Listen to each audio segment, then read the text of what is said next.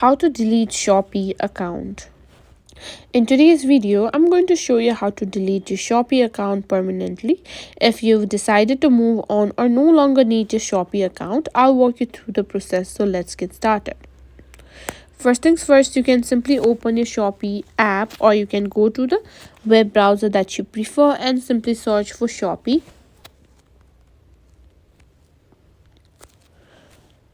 Now simply log into your account using your email or phone number and password. If you're already logged in, let's move on to the next step.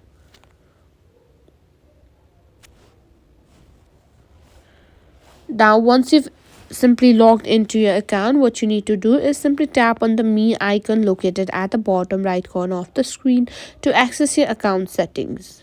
Now in the me section, scroll down and tap on settings to open your account settings. Now simply tap on account settings to manage your Shopee account further. Scroll down and find the option that says deactivate account. Tap on it to proceed. This will take you to a page with the deactivation details. You'll be asked to select a reason for deactivating your account. After choosing the reason, simply tap next, and you'll then need to confirm your decision by tapping deactivate account again. Once you confirm, your Shopee account will be deactivated.